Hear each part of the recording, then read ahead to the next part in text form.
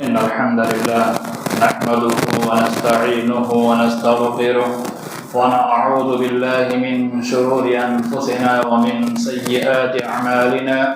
من يهده الله فلا مضل له ومن يضلله فلا هادي له ونشهد أن لا إله إلا الله وحده لا شريك له وأشهد أن محمدا عبده ورسوله أما بعد فإن خير الحديث كتاب الله وخير الهدي هدي محمد صلى الله عليه وسلم وشر الأمور محدثاتها وكل محدثة بدعة وكل بدعة ضلالة وكل ضلالة في النار. أعوذ بالله من الشيطان الرجيم واعبدوا الله ولا تشركوا به شيئا وبالوالدين إحسانا وبذي القربى واليتامى والمساكين والجار ذي القربى والجار الجنب والصاحب بالجنب وابن السبيل. وقال النبي صلى الله عليه وسلم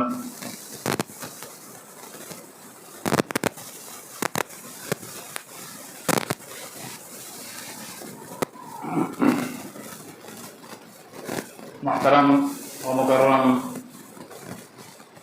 بزرگان، نوجوان دوستو، پردہ نشین خواتین، اللہ رب العالمین کا بے پایا احسان و کرم ہے جس کی توفیق اور اس کے فضل سے ہم اور آپ جمعہ کی نماز کے لیے حاضر ہوئے ہیں، اور اللہ کی بڑی توفیق ہے کہ جماعت کے آدھے سے زیادہ لوگ اذان سے قبل مسجد میں حاضر ہو جاتے ہیں. یہ اللہ کی توفیق سے ممکن ہوتا ہے. محترم سامعین و سامعات، آج کے اس خطبہ جمعہ میں حالات کو، وقت کو مد نظر رکھتے ہوئے جس عنوان پر خطاب کرنا ہے، سفر کے آداب و احکام و مسائل، اس تعلق سے متعینہ وقت میں انشاءاللہ کتاب و سنت کی روشنی میں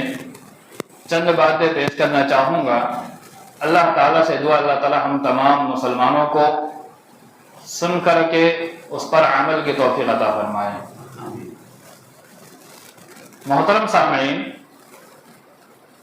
یہ سفر جس کا تعلق صرف دنیا سے نہیں ہے، اس کا تعلق ہمارے اخلاق سے ہے، ہماری زندگی سے ہے. سفر، اس سے کوئی بھی انسان دور نہیں ہو سکتا. کسی بھی ضرورت کے تحت، کسی بھی کام کے تحت انسان کو سفر کرنا چاہیے، یا پھر سفر کرنا پڑ سکتا ہے. سفر کرنا چاہیے اس لیے کہ قرآن مجید میں اللہ رب العالمین نے کہا سیرو فی الارض، زمین میں چلو، یعنی زمین کے اندر تم سفر کرو اور سفر کر کے الگ الگ مقامات کو دیکھو. انسان سفر کر کے جب الگ الگ مکانات کو دیکھتا ہے، مقامات کو دیکھتا ہے، تو اسے اللہ رب العالمین کی نعمتوں کا اندازہ ہوتا ہے، اور اللہ رب العالمین نے ہم پر جو انعامات کیے ہیں اس کی شکر گزاری انسان بجا لاتا ہے. دنیا کے اندر کئی مقامات ایسے بھی ہیں جہاں پر لوگ پریشان ہیں، ایسی حالت ہے کہ ہماری حالت ان سے کئی گنا بہتر ہے. اس لیے انسان کو سفر کرنا چاہیے، دیکھنا چاہیے. اور ایک انسان کو کسی نہ کسی ضرورت سے سفر کرنا پڑتا ہے، یا تو تجارت کو لے کر کے، یا ٹہلنے کے لیے، یا تفریح کے لیے، یا پھر اقارب کو ملنے کے لیے، یا پھر انسان کہیں اور کام کے لیے گیا ہوا ہے، اپنے کاروبار کے لیے گیا ہوا ہے، تجارت کے لیے گیا ہوا ہے، یا نوکری کے لیے گیا ہوا ہے. اب اس کے دیگر رشتہ دار اور اقربا جو ہے وہ کہیں اور ہے، تو وہاں وہ ملنے جا رہا ہے. تو کسی نہ کسی وجہ سے سفر کرنا پڑتا ہے۔ عمومی طور پر یہ سفر سال میں 2 مرتبہ زیادہ ہوتے ہیں، ان میں سب سے زیادہ سفر یہی جو یہ دیوالی کے ایام قریب آتے ہیں تو اکثر سفر شروع ہوتے ہیں۔ باقی اسکول کی چھٹی سال میں 2 بار جب پڑتی ہے عمومی طور پر لوگ سفر کرتے ہیں، لیکن اس دیوالی کی چھٹی میں عمومی طور پر کاروبار بند ہوتا ہے، تجارت بند ہوتی ہے، جو نوکری کرتے ہیں ان کی جہاں نوکری کر رہے ہیں وہاں چھٹیاں ہوتی ہے، تو اس لیے اجتماعی طور پر سب لوگ گھر جانے کی کوشش کرتے ہیں۔ تو سفر کے اندر ہمیں بہت ساری چیزوں کا خیال رکھنا ہے۔ اللہ رب العالمین نے مختلف مقامات پر اس چیز پر ابھارا ہے، اور اللہ کے نبی صلی اللہ علیہ وسلم نے انسان کو تعلیم دی ہے کہ تمہیں سفر کیسے کرنا ہے، کیا کرنا ہے، کیسے نکلنا ہے۔ میں نے قرآن مجید کی آیت تلاوت آپ کے سامنے فرمائی، وَاعْبُدُوا اللَّهَ وَلَا تُشْرِكُوا بِهِ شَيْئًا، اللہ کو عبادت کرو، اس کے ساتھ کسی کو شریک مت ٹھہراؤ۔ اور اس کے بعد اللہ رب العالمین نے والدین کے ساتھ سلوک کا حکم دیا،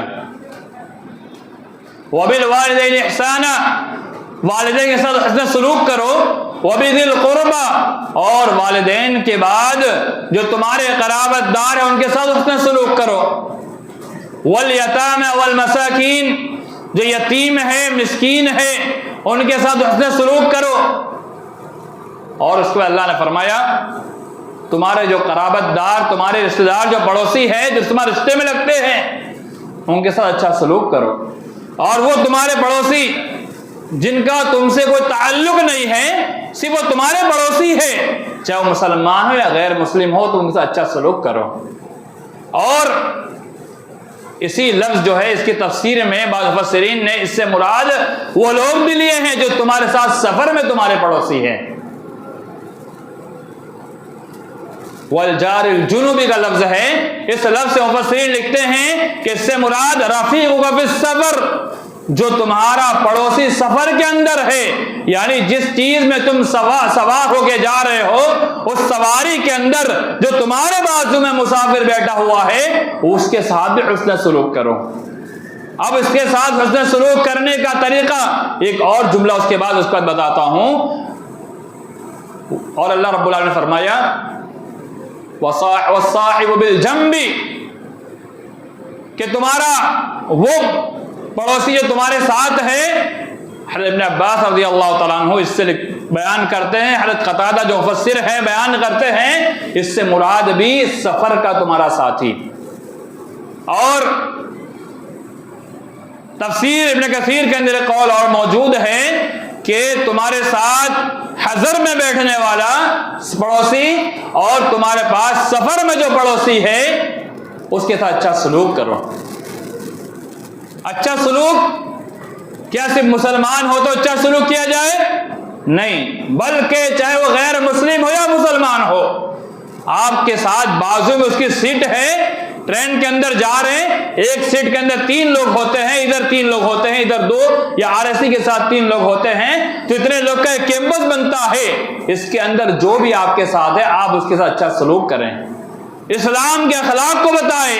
نبی صلی اللہ علیہ وسلم کی تعلیمات جو ہے اس تعلیمات کو ان کے سامنے اجاگر کریں۔ ایسا نہ ہو کہ ہمارے رویے سے، ہمارے عادات سے، ہمارے اخلاق سے، ہمارے کریکٹر سے کوئی ایسی چیز نظر آ جائے کہ جس سے ہمارے بازو میں بیٹھا ہوا انسان جو ہے، چاہے مسلم ہو یا غیر مسلم ہو، ہمارے جماعت کا یا غیر جماعت کا ہو، ہمارے فکر کا ہو یا غیر فکر کا ہو، وہ اس سے پریشان ہو جائے تو سب سے پہلے وہ دین اسلام کو نشانہ بنائے گا، اللہ کے نبی صلی اللہ علیہ وسلم کو ٹارگٹ بنائے گا اور کہے گا ان کے دین میں یہی سکھایا جاتا ہے، ان کو یہی بتایا جاتا ہے، انہیں یہی پڑھایا جاتا ہے۔ اچھا سلوک کیا جائے، اچھی باتیں کی جائے۔ آج کل حالات کے اندر کچھ ایسے بھی ساتھ میں بیٹھنے والے ہوتے ہیں جو آپ کو اکسانے کی کوشش کرتے ہیں۔ ہمارا دین کیا ہے؟ ہمارا دین حکمت سکھلاتا ہے، ہمارا دین تواضع سکھلاتا ہے۔ اگر کوئی ایسی حرکت کرتا ہے تو ہماری ذمہ داری یہ بنتی ہے کہ ہم اپنے طور پر اپنے آپ کو سیف کر لیں اور ہم کو اس طرف دھیان نہیں دینا ہے، ہمیں اپنا کام کرتے جانا ہے۔ انشاءاللہ ایسا کوئی معاملہ نہیں ہوگا جو وہ کرنا چاہتے ہیں، یا پھر ہم اپنے سفر کے اندر کوئی ایسی چیز ساتھ میں نہ لے کے جائیں جس کے ذریعے سے ہمارے اڑوس پڑوس میں بیٹھے ہوئے لوگ یا اس سفر میں لوگ ہیں ان کو پریشانی ہو جائے۔ ایسی چیزوں میں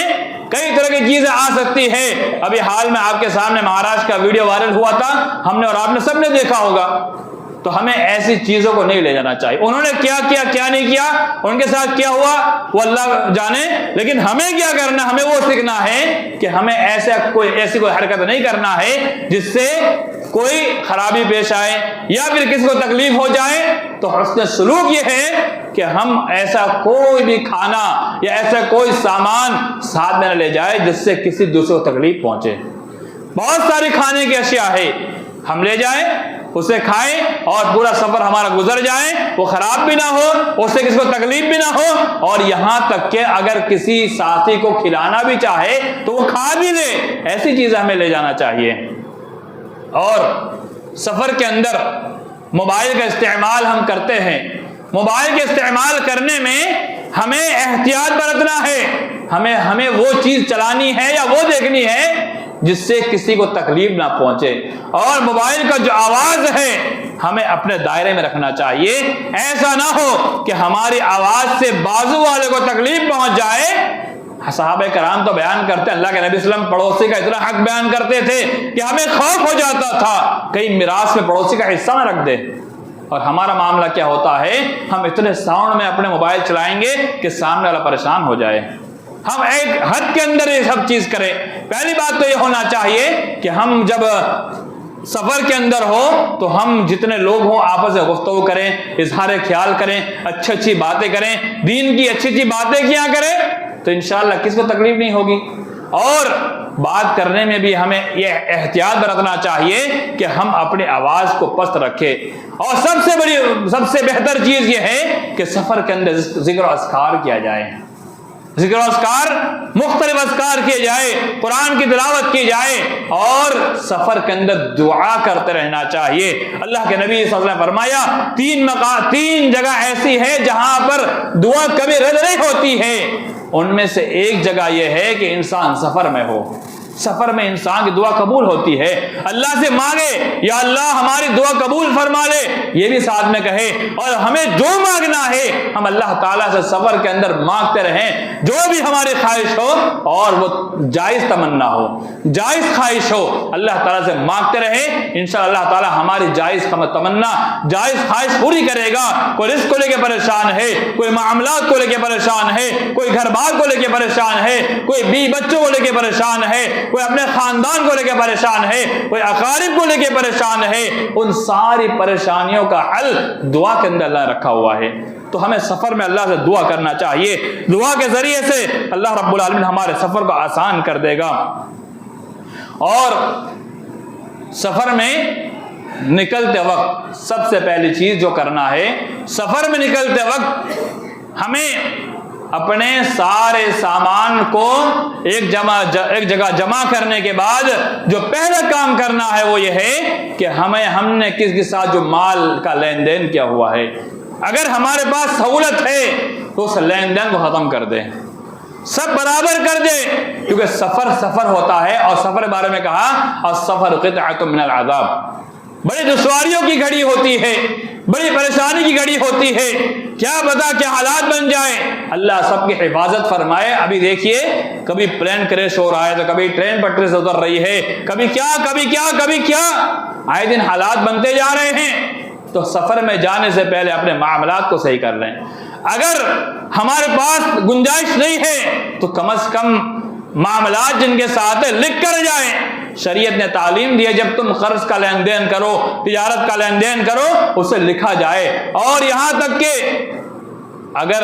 تمہیں لکھنے نہ آتا ہو تو کسی اور سے لکھوا لیا جائے، یا پھر اس پر گواہ بنا لیا جائے۔ مختلف طریقے سے شریعت نے سورہ بقرہ کے آخری یہ آیتیں جو ہیں اس میں پورا تذکرہ بیان فرمایا ہے۔ اور جب سفر میں نکلنے لگے تو سفر میں نکلنے سے پہلے گھر والوں سے دعا لے کر جائے، سفر میں جب نکلنے لگے تو گھر والے ان کو دعائیں دے اور دعا دے کر کے وہاں سے ان کو روانہ کریں۔ اللہ کے نبی صلی اللہ علیہ وسلم نے جو دعا سکھلائی ہے بہت جامع ترین الفاظ کے ساتھ ہے، اور دعا ہر سفر کرنے والے کو دعا دی جائے۔ وہ دعا یہ ہے استودع اللہ دینک و امانتک و خواتم عملک۔ سنن ابو داؤد کی روایت ہے کہ اللہ کے نبی صلی اللہ علیہ وسلم نے فرمایا جب کوئی تمہارے گھر سے سفر پہ نکلے تو اس سفر کرنے والے کو دعا دے میں تیرا دین، تیری امانت اور خاتمہ اعمال اللہ کے سپرد کرتا ہوں۔ خاتمہ اعمال یعنی سفر میں جب انسان نکل رہا ہے کوئی بھروسہ نہیں، کب کیا ہو جائے، کب کیا حالات پیش آ جائے، کب کیا انسان ہو جائے کوئی معلوم نہیں ہوتا ہے۔ اس سے اللہ کے نبی صلی اللہ علیہ وسلم نے دعا سکھلائی، جب سفر میں نکلے اسے دعا دیا جائے کہ اللہ کے سپرد کرتے ہیں، اب اللہ اس کی حفاظت کرے گا۔ اور جو سفر کرنے والا ہے، جو سفر پہ سوار ہو رہا ہے، اس کو خود گھر والوں کو دعا دے کر جانا چاہیے کہ سب سے پہلے وہ بسم اللہ پڑھے، پھر اللہ اکبر، پھر جو دعا قرآن میں سکھائی گئی ہے سبحان الذی سخر لنا ھذا وما كنا له مقرنین وانا الى ربنا لمنقلبون اللهم انا نسألك في سفرنا هذا البر والتقوى من العمل ما ترضى اللهم هون علينا سفرنا واتوي عنا بعده اللهم اني اعوذ بك من كعبة المنذر وسوء المنقلب في المال والاهل۔ یہ مختلف الحدیث کے اندر مختلف الفاظ دعا موجود ہے، تو جو دعائیں مشروع ہے، مسنون ہے، وہ دعائیں دے کر جائیں۔ اور اللہ کے نبی صلی اللہ علیہ وسلم نے ایک مزید تعلیم دی ہے الراقب شیطان، اگر سفر کے اندر ایک سوار ہے تو شیطان ہے، والراکبان شیطانان، اگر دو سواری ہے تو بھی شیطان کی دو شیطان ہے، والثلاث رکب، اور کہا کہ دو سے زیادہ، تین یا ایک اس سے زیادہ ہو تو وہ سواری ہے۔ اس حدیث کے اندر تھوڑی وضاحت ہے، یہ سنن ابو داؤد اور سنن نسائی کی روایت ہے۔ اس حدیث کے اندر تنہا سفر کرنے سے منع کیا گیا ہے۔ اب کیا اس آج کے ترقی یافتہ دور کے اندر اگر کوئی انسان تنہا سفر کرے تو کیا اس کے ساتھ بھی یہ حکم لاگو ہوگا؟ احتیاط یہ ہے کہ ہم تین یا تین سے زیادہ جماعت بنا کے سفر کریں، لیکن ایسی کنڈیشن پیش آ جائے کہ تنہا جانا ہو تو اللہ کے نبی صلی اللہ علیہ وسلم نے کہا کہ اس کے ساتھ شیطان ہوتا ہے، اس کو بگلا بھی سکتا ہے، پریشان بھی کر سکتا ہے، اس کے ساتھ کوئی معاملے بھی ہو سکتے ہیں، لیکن دعائیں پڑھ کر نکلے، جو دعائیں سکھائی گئی ہے وہ دعائیں پڑھ کے نکلے تو انشاءاللہ انسان احتیاط برتے گا۔ لیکن پہلا آپشن یہ ہونا چاہیے کہ انسان اجتماعیت کے ساتھ سفر کرے، اور اجتماعیت کے ساتھ سفر کرنے میں بھی اسے اس کے اندر ایک امیر منتخب کیا جائے۔ حدیث کے اندر آتا ہے، میں ساری روایت پڑھوں گا تو وقت شاید کم پڑ جائے تو میں آپ کے سامنے وضاحت پیش کر چلوں آگے، کہ سفر کے اندر جب اجتماعیت کے ساتھ سفر ہو، 3 4 5 10 15 20 لوگ ہو تو اس میں ایک امیر منتخب کیا جائے۔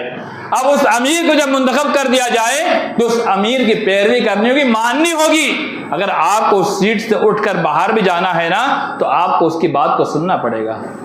اس کی بات کو ماننا پڑے گا، اس کی بات کو سنے بغیر آپ وہاں سے ہٹ نہیں سکتے ہیں، آپ کو ماننا پڑے گا، وہ آپ کا امیر ہے۔ اب وہ آپ کے پورے سفر کا ذمہ دار بن جاتا ہے تو ہمیں اور آپ کو اس کی بات کو مانے بغیر ہمیں منمانی نہیں کرنا ہے، اور ہمیں اچھے طریقے سے اس کے ساتھ جانا ہے۔ اور مزید اللہ کے نبی صلی اللہ علیہ وسلم نے کئی آداب بتلائے ہیں، ان میں سے ایک ادب یہ بتلایا ہے لا يحل لامرأة تسافر مسيرة يوم وليلة، کہ کسی بھی عورت کے لیے ایک دن اور ایک رات کا لمبے مسافت کا سفر جائز، تنہا جائز نہیں ہے۔ اور آگے فرمایا الا مع ذی محرم علیہا، مگر اس کے ساتھ کوئی محرم ہو، بخاری مسلم کی روایت ہے۔ عورت سفر کرنا چاہے تو اس کے ساتھ کوئی محرم ہونا چاہیے۔ اب کوئی ایسی عورت ہو جس کا کوئی محرم ہی نہ ہو، وہ بیوہ ہو چکی ہو، اب اس کے ساتھ کوئی بھی اس کا نہیں متعلقہ ہو، کوئی اس کے ساتھ نہ بھائی ہے نہ کوئی اس کا محرم کوئی ہے ہی نہیں، تو ایسی عورت جو ہے اگر ضرورت ہو تو سفر کرے، ضرورت نہ ہو تو وہ سفر کا قصد نہ کرے۔ اگر ایسی عورت ہے تو شارع اور شریعت بہت آسان اور سہولت ہے کہ وہ اگر ایسی کنڈیشن میں ہے تو وہ سفر پہ جا سکتی ہے، لیکن احتیاط یہ ضرورت نہیں تو سفر نہ کرے، لیکن وہ محرم اپنے ساتھ پہلے مقرر کر لیں۔ اب بہت سارے لوگ ایک بات یہ کہیں گے کہ سعودی گورنمنٹ نے اجازت دے دی ہے، گورنمنٹ نے اجازت دی ہے، شریعت نے اجازت دے دی ہے سہولت کے لیے کہ اگر کوئی عورت عمرہ پر اکیلے جانا چاہے، حج پر جانا چاہے، تو پہلے ایسا تھا کہ وہ ویزا نہیں دیتے تھے، اب ویزا دے دیتے ہیں، تو اس سے یہ دلیل کوئی نہیں پکڑ سکتا ہے کہ شریعت نے اجازت دی ہے۔ شریعت اجازت نہیں دی ہے، بلکہ صرف حکومت نے اجازت دی ہے کہ سعودی کے اندر وہاں عمرہ حج کے لیے محرم کے ساتھ ویزا دیتے تھے، اب اتنی سہولت کر دی ہے کہ غیر محرم کے ساتھ بھی کوئی عورت اپلائی کرتی ہے تو اس کو ویزا مل جاتا ہے، لیکن شریعت نے اس کی اجازت قطعاً نہیں دی ہے، بلکہ محرم کے ساتھ ہی وہ سفر کریں، یہ شریعت کا حکم ہے۔ اب میں آپ کے سامنے 6 منٹ کے اندر اور مزید 2-4 باتیں جو شریعت سے بالکل تعلق ہے وہ بتاؤں۔ نماز کا اہتمام، سفر کے اندر نماز کس طرح پڑھنا ہے، کیسے پڑھنا ہے، یہ تعلیم بھی ضروری ہے۔ ابھی دیکھیے سوشل میڈیا پر ایک ویڈیو وائرل ہوا تھا کہ بعض لوگ ٹرین کے وہ درمیان کا راستہ ہوتا ہے اس میں نماز پڑھنے کھڑے ہو جاتے ہیں اور ٹی ٹی آتا ہے کہ نماز توڑوا کہتا ہے چلو ہٹو نماز پڑھنا نہیں ہے۔ شریعت اس کی تعلیم کبھی نہیں دیتی ہے۔ شریعت تو یہ ہے کہ تمہارے جتنی سہولت ہو اتنا تم عمل کرو۔ تمہارے پاس خود کی سواری اگر ہے، اپنے گاڑی سے جا رہے ہیں اور نماز کا وقت ہو رہا ہے تو ہم سواری سے نیچے اتر کر ہمیں ایسی جگہ جہاں راستہ نہ ہو، یہاں تک کہ شریعت نے تو راستے پر نماز پڑھنے سے منع کر دیا ہے۔ 7 جگہ ایسی ہے جہاں نماز نہیں ہوتی ہے، جہاں نماز نہیں پڑھ سکتے ہیں، ان میں ایک جگہ وہ ہے عام راستہ جو لوگوں کا چلنے کا راستہ ہو، وہاں نماز آپ نہیں پڑھ سکتے ہیں۔ تو ٹرین کے اندر جو درمیان کا راستہ ہوتا ہے وہ بھی عام راستہ ہے، ہم وہاں نماز نہیں پڑھ سکتے ہیں۔ یہ دروازے کے اوپر نماز پڑھنا شروع کر دیتے ہیں، اللہ یہ کہ اگر ہمارے نماز چالو اور اسٹیشن آ گیا تو اترنے والے کہاں جائیں گے، وہ بھی عام راستہ ہے۔ تو بتانا مقصد یہ ہے اپنی خود کی سواری ہے، اور سواری کے اندر اگر ہمارے پاس اگر کوئی ایسی جگہ مل جائے جہاں ہم نماز اتر کے پڑھ سکتے ہیں تو ہم اتر کے نماز پڑھ لیں، اور اگر ہماری ذاتی سواری نہیں، ہم ٹرین میں جا رہے ہیں، فلائٹ میں جا رہے ہیں، بس میں جا رہے ہیں، تو ہم نماز کیسے پڑھیں گے؟ ہمیں سیٹ ملی ہوئی ہے، ہمارے پاس سیٹ ہے، ہم پلیٹ فارم پہ اٹھ کے نماز نہ پڑھے، کہیں ایسا نہ ہو نماز پڑھنے کھڑے ہوئے ٹرین چل رہی بھاگم بھاگ، کئی ویڈیو ایسے وائرل آپ دیکھتے ہیں کہ پلیٹ فارم پر نماز پڑھ رہے ہیں اور ٹرین چالو ہو گئی، امام صاحب بھاگے، مختلف سارے بھاگ کے چڑھ گئے۔ یہ طریقہ ہی غلط ہے۔ شریعت نے جو آسانی دی اس سے فائدہ اٹھا کر کے جو سیٹ ہمیں ملی ہے، پہلی کوشش ہونی چاہیے قبلے کی جستجو کی جائے۔ ٹرین وغیرہ میں عمومی طور پر قبلہ پتہ نہیں چل پاتا ہے، لیکن ترقی یافتہ دور کے اندر موبائل کے ذریعے جن کو آتا ہے وہ پتہ کر لیتے ہیں، لیکن بہت سارے بزرگان بھی ہیں، بہت سارے ایسے جن کو نہیں پتہ ہوتا ہے، تو ہمیں پہلے کوشش کریں آسمان سے تلاش کریں، نہ ملے تو جدھر کا بھی ہمیں منہ کر کے نماز پڑھنا میسر ہم پڑھ لیں۔ اس کے دلائل موجود ہیں، وقتی دلائل دینے کے لیے۔ تو نماز سیٹ کے اوپر بیٹھ کر کے، کھڑے ہو کے نہیں، بیٹھ کر کے پڑھیں۔ کہ ایسا کچھ لوگ یہ بھی کرنے کی کوشش کرتے ہیں ہم کھڑے ہو جائیں، اور درمیان میں جو 2 سیٹ کے درمیان کا جو یہ وقفہ ہے یا جو جگہ ہے اس پہ بھی کھڑنے کی کوشش کرتے ہیں، تو ٹرین جب ڈگمگاتی ہے تو گرنے کا چانس رہتا ہے، خطرہ پہنچ سکتا ہے۔ شریعت نے تو یہ کہا کہ اگر جماعت کھڑی ہو جائے بھاگ کر مت آؤ۔ کیوں بھاگ کے مت آؤ؟ کہ تم گر جاؤ گے، اور جب گر جاؤ گے نماز میں لیٹ ہو جاؤ گے۔ تو شریعت اتنی مشکل بھی نہیں ہے کہ انسان کھڑے ہو کے ہی پڑھنے کی کوشش کرے۔ اگر انسان کو سہولت ہے تو سہولت سے فائدہ اٹھانا، یہی ہمارے اسلام کی تعلیم ہے۔ اپنی سیٹ کے اوپر بیٹھ کر کے ہم نماز پڑھیں۔ اور سفر کی جو نماز ہے، اب سفر کی مسافت پہلے بتا دوں کہ سفر کی مسافات کے بارے میں مختلف اقوال اختلاف ہیں۔ امام ابن تیمیہ رحمہ اللہ، امام ابن قیم رحمہ اللہ، انہوں نے سارے دلائل کو ایک جگہ رکھ کر کے، امام ابن عثیمین رحمہ اللہ اور ابن باز رحمہ اللہ، دیگر جو بڑے بڑے وہ شریعت کے علماء اور ائمہ ہیں، انہوں نے جو بات بتائی ہے کہ 80 کلومیٹر کی مسافت اگر وہ کرتا ہے اور اس سے اوپر جاتا ہے تو مسافر میں شامل ہوتا ہے۔ اب وہ انسان جو ہے وہ قصر کر سکتا ہے۔ قصر یعنی جو نمازیں 4 ہے اس کو 2 پڑھے گا، فجر کی 2 رکعت پڑھے گا، ظہر عصر عشاء، اور یہ ظہر عصر اور عشاء، یہ 3 نمازیں ایسی ہے جو 4 رکعت والی ہے، اسے 2 رکعت پڑھے گا۔ اور فجر تو آلریڈی 2 رکعت ہے، اور مغرب 3 رکعت، اس کو مکمل 3 رکعت پڑھے گا۔ یہ قصر کرنا کہا جاتا ہے، یعنی 2 رکعت نماز پڑھے گا۔ اب جمع بین صلاتین اس کی بھی مختلف روایت موجود ہے کہ ظہر کو عصر سے ملائے گا اور مغرب کو عشاء سے ملائے گا، یا تو ظہر کے وقت میں ظہر اثر پڑھ لیں، یا پھر عصر کے اول وقت کے اندر ظہر اثر پڑھ لیں، یا پھر مغرب کو عشاء میں عشاء کے ٹائم پڑھیں یا عشاء کو مغربی ٹائم پڑھ لیں۔ تقدیم و تاخیر دونوں جائز ہے، جیسی سہولت انسان کو میسر ہو ویسا کریں۔ اور اب انسان سفر کے اندر ہے، اب اپنے مقام پر پہنچ چکا ہے، اب اپنے مقام پر پہنچنے کے بعد کب تک وہ قصر کرے گا؟ یہاں تو ایسا ہوتا ہے انسان کبھی کبھی مہینے کے لیے جا رہا ہے پھر بھی وہ ہر روز قصر کر رہا ہے، 2 رکعت پڑھ رہا ہے، نہیں۔